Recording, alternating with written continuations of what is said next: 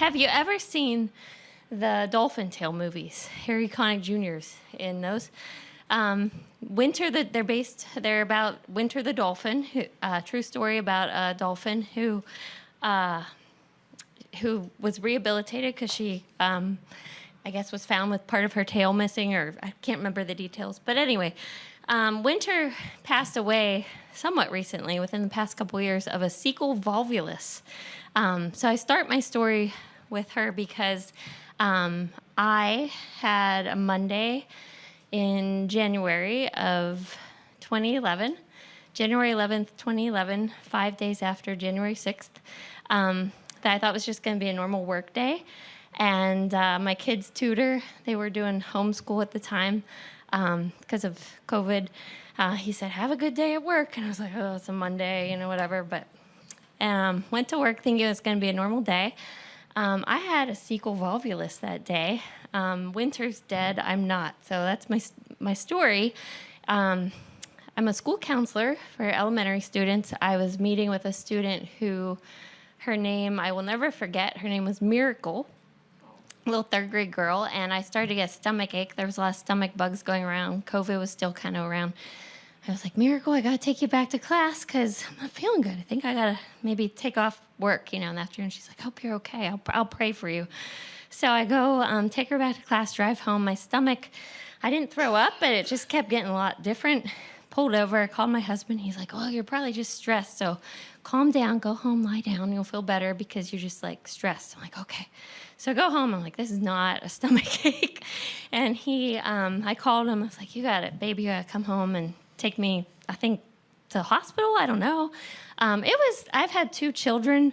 I've had surgeries in my mouth and things. It was like all those combined. It was something I couldn't even like see straight because the pain was like something I never ever couldn't describe. So anyway, my husband, my 2 little kids, they were in the car. We get to the ER and they said, you got to leave her here because it was during the time when you couldn't have any visitors. So I was in the ER, and I don't know exactly how long it went on, but I was like curled up in a ball. You know how like when you're in public, you usually are aware of like how you're acting, like you act different. Like if you feel sick, you wouldn't be like, oh, I'm sick. But I didn't even care. I had no awareness of people around me. And I just remember a woman saying, we got to get her back. Take her first. I could see like her feet. I was on the ground. So they took me back. I remember going through all these scans, and they must have shot me with some pain medicine. I don't know. And before I know it, I'm in a hospital room, and they're like, we got to cut you open, or you're going to, this is fatal. And I'm like, can I brush my teeth? So I think morphine makes me very hygienic. I don't know. But so then I don't know what happened then. I was cut open, and I'm laying in the hospital bed, and like, what happened? And they said, oh, it was a cecal volvulus. And I look over, and there's a roommate. She's having a panic attack of some kind. I guess she'd been in the hospital for COVID with blood clots, and her name was Ellen, and she's like, I have panic attacks. I'm like, I'm a counselor, so I'll help you. And I'm like, but I haven't. And then I realized I have this tube, and it made it hard to talk because I had an NG tube, and my throat hurt, but I'm trying to counsel her. So I'm like putting on the Calm app, and then I'm like, let's just watch some TV. So we put on TV, and January 6th is up there, and I find out she's a Republican, I'm a Democrat. She's like, that's not true. And I'm like, put on Wheel of Fortune, So we watched. We watched Wheel of Fortune, and then she started to calm down when she could get food, and she starts telling me these stories about how she used to have a milkshake shop with her husband, and then they asked me, what do you want? I'm like, I'm NPO. That means I can't eat, So she talked to me all the time about food. I couldn't eat anything. It was a rough time. I guess my takeaway from in there, though, I want to say, and I'm worried I'm going to go over on time because it's a good story. I'm not in it to win. Let me just tell you a story. I'm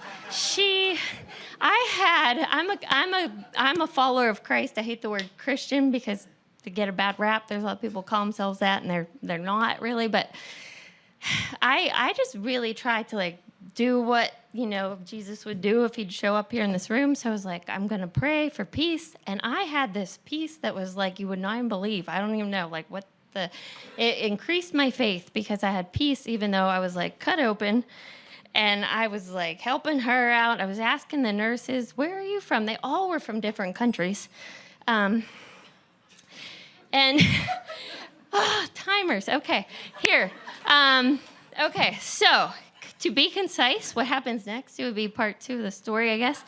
I go home, think I'm better. I get sicker than I was before. End up back in there again. They cut me open again. I get my own room next time, though. They like gave me the suite. And then the doctor's like, wow, you're going to be in a medical journal because we've never seen this before. Your sigmoid moved and attached to this other part of the intestines, it's like Florida attaching to Oregon. And he's like all excited, and he's like, you're gonna be in a, and I'm like, oh, that's exciting, whatever. But it was a long recovery. I was very sick for a long time. Got better. Had about 2 years. I was better again. Watched what I ate. Got sick again, went back in. Did I eat something bad? They're like, no, it could just happen anytime. You have scar tissue. I'm like, is there anything I can do to prevent it? Nope. So story is, when you wake up in the morning, you don't know if you're going to live like a normal day, a not normal day, make the most of every day. And I think sometimes your faith grows a lot whenever you're in a situation where you really need it.